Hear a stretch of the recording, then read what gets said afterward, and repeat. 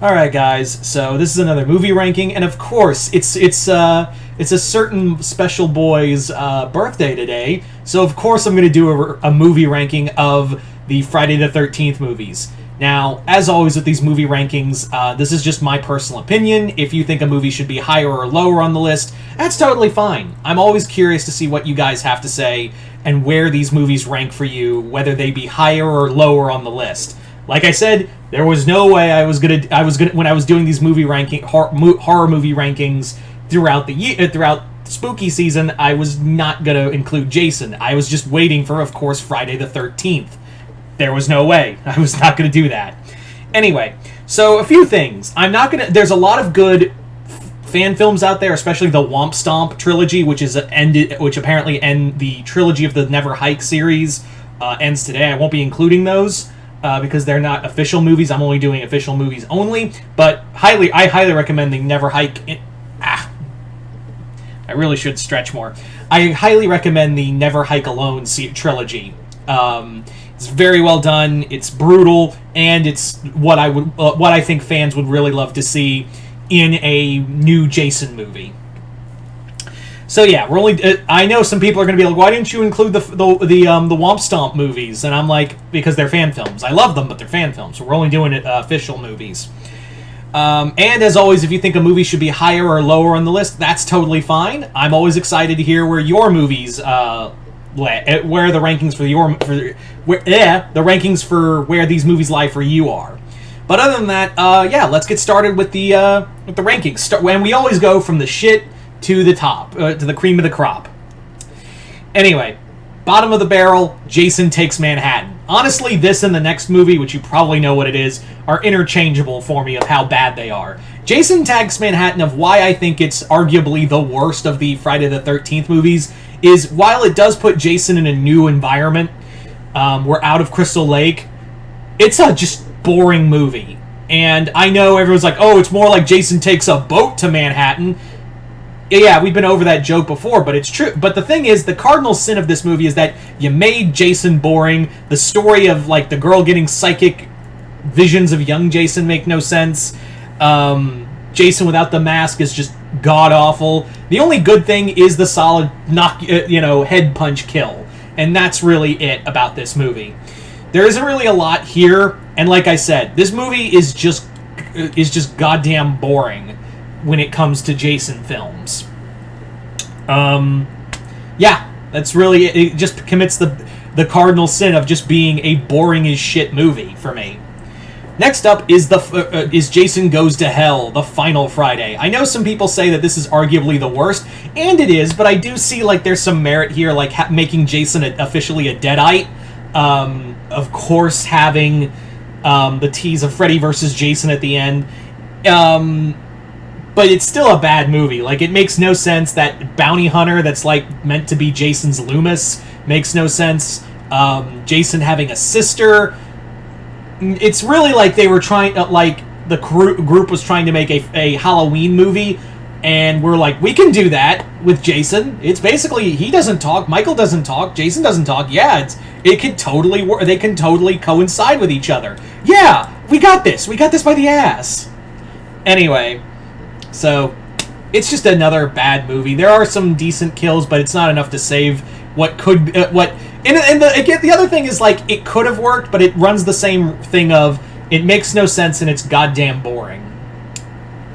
So, yeah. Moving on now to Friday the 13th 5, The New Beginning, which was a new beginning for a hot minute.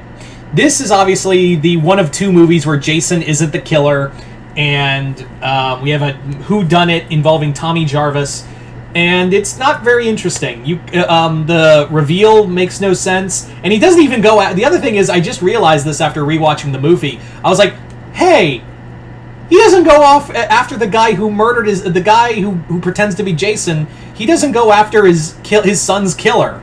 I don't get that. I never understood that. Like, there's not even like a throwaway line like the guy attacked him in jail and murdered him while he was in prison.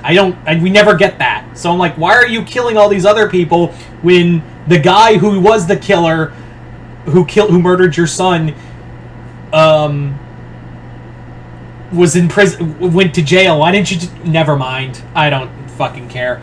It does leave off on like making for the second time in a row of making him the new Jason, Tommy Jarvis. I mean, the kills are all right, nothing special, but it's just kind of like the reveal and the whodunit makes no sense, and it's just kind of a bland movie. Anyway, moving on now to Friday the 13th, Part 7, The New Blood. Now, honestly, I don't hate this movie. It's not good. Like from here on out, like all these other ones are good. Are like we're moving into movies I would like to watch again.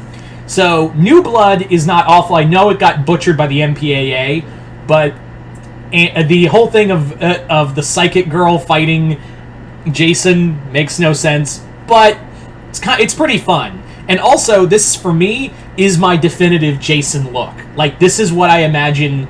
This is my definitive... Part 7 gives me the definitive Jason look.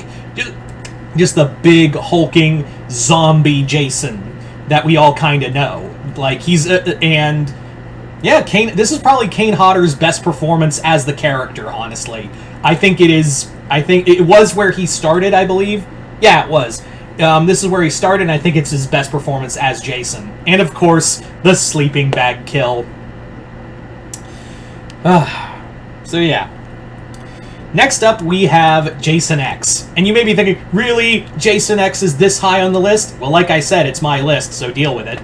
And also, I think it's stupid fun. I think it's just dumb. Yes, it's the movie where Jason's in space. But really, it's a movie that is dumb, balls-to-the-wall fun that makes no goddamn sense and you don't care. Uber Jason or Cyber Jason or whatever you want to call it is a fun-looking design. There are some really good kills, of course, with the antifreeze kill. That's really good. I think there's some really imaginative, but it doesn't go all the way there with the kills. And it's kind of it's a neat little fun jokes here and there. I rather enjoy this movie. I think it's a lot of dumb, stupid fun that if you have a few friends over and you want to celebrate Friday the 13th, just pop in Jason X and make fun of it. But there are some decent... I think there's some decent kills here and there. I just kind of appreciate for dumb fun. Next up, we have the Friday the 13th remake.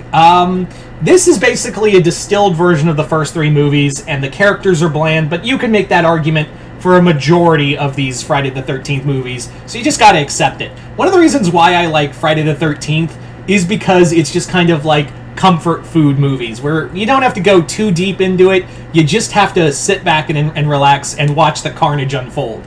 And that's really it. Like, that's really all you have to do with this, is just sit back and relax and watch the just madness and just stupid fun unfold.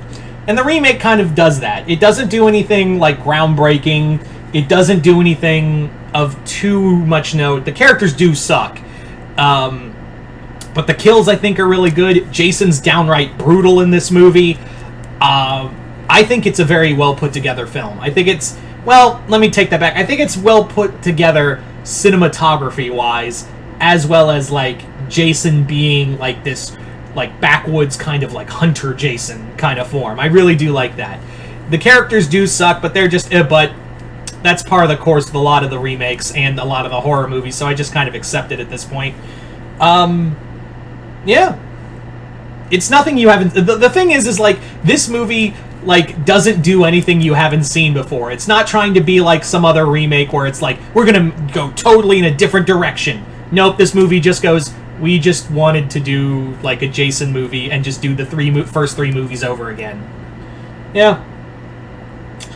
So, moving on now to the original Friday the 13th. And why is it, like, at this part of the list? Well, again, it's my list, so, you know, my rules. Now, the reason why it's here is because while it basically was a major film... And, of course, Jason's not the killer, it's his mother. But it is a very, looking back on it, a very by-the-numbers slasher film. And it does have a lot of scenes where they just drag on. And it's, like, no purpose other than just trying to get to the over 90-minute mark. And, yeah, it's just... there are some good kills. Tom Savini does some great... a lot of great work in here. And I do appreciate it. But looking back on it, it's like, it's just kind of drags at points... As well as, even if you haven't seen the movie, you kind of figure out that Pamela's the killer. At least for me. I don't know about you, but everyone's and their mother, everyone and no joke, no pun intended, their mother have seen this movie before. So yeah, but it's still a good film. It's well put together, well shot. Yeah, and it kickstarted a whole franchise. Why not? So next up on the list is Freddy versus Jason. This is a little high. Like, this is kind of where I put. Well, actually, no. Freddy vs. Jason on the Nightmare list was a little lower, but yeah. Like I said in the Nightmare on Elm Street ranking, Freddy vs. Jason is just Frankenstein meets the Wolfman, but gorier and a more modern take of it. It's a lot of dumb fun. It's also the last time we saw Robert Englund as Freddy. Characters are nothing to sneeze at, nothing to really care about, but yeah. It's got some nice carnage candy, and of course the two Freddy and Jason fights are awesome, and that's really what we came here for. So anyway, next up we have Friday the 13th Part 3. Part 3 basically gives us the iconic hockey mask look. It gives us, the machete. It's the movie that makes Jason. It does have some dumb 3D effects, and I do think, but however, I do think the kills are well done and how they, especially the harpoon through the eye. I always like that kill. There's some decent film work here. Not a lot, but some to make you really care about it. And the characters don't suck. Well, at least not all of them suck. That's what I should say. Is not all of them suck. But yeah, still, it's the movie that made Jason essentially. And following that, we have Part 2. Part 2, it's really grown on me of how much I like it. It's definitely a movie of these three I like to come back to a lot. I do like Baghead Jason, even though, Hockey Mask Jason is more, memorable. And there's some great kills in here, like the guy in the wheelchair just getting the machete to the face. That's always just a fun scene for me. There's also some great kills. The eyeball squisher from Part 3. It's because it's so dumb but so much fun. But getting back to this. And the characters are very likable. I really like the final girl of this movie. I think it's a very well put together, shocking film, really. The gore is pretty good. It's not as good as the first time around, but still. There are some ones that always make me wince, like when the sheriff gets the hammer to the back of the head. It's just it feels so visceral and real, and it's very quick. It's like when Leatherface hit Leatherface with the hammer scene. It's quick, it's brutal, and you don't sit on it. It just makes you go, ugh, man, that was oof. So there you go. So next up we have Part 6, Jason Lives. Jason Lives is goofy, but it's so much fun, and it really embraces we're just going to be a fun slasher film and nothing more.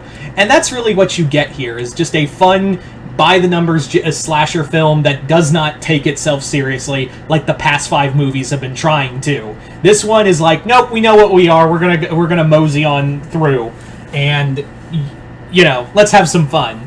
It has a great soundtrack, of course, with Alice Cooper. It has some excellent kills, and yeah, all around, it's just a fun movie. I know it's a lot like this and the other film, which you probably have already guessed already of what my favorite Friday the 13th movie is. Yeah, these are usually, when it comes to rankings, these two films specifically are always at the top, either one or the other. So my favorite of the Friday the 13th movies, one I'm probably going to watch tonight, is Friday the 13th, not the final chapter, I should say. So this was the fourth and was supposed to be the final Friday the 13th movie, but of course that didn't happen because money talks. It's also not the last Jason movie either. It has the best kills from Tom Savini. It has some of the best characters, of course, introducing Tommy Jarvis. It has some of the best everything. It's one of the best stories of the films, and it's probably one of the best Jasons in the franchise as well. If this was the final film, it would have been a great send-off. But yeah. So, yeah, there you go. Friday the 13th, the final chapter. Or just Friday the 13th, part 4. So there you go, guys. Those are my rankings for the Friday the 13th movies. God, I hope we get, a new movie. I know I've heard somewhere that Blumhouse is now talking about getting the franchise right, the movie rights. So we'll see now that the rights issues are settled mostly. Hopefully, we'll get a new movie, and maybe whenever I do that, I'll have finally a new rankings for these films. But you guys tell me in the comments below, where do the Friday the 13th movies rank for you? Just comment below, let me know. And once again, hope you all enjoyed this. I'm Mr. Multiverse. I'll see you next time in the Multiverse.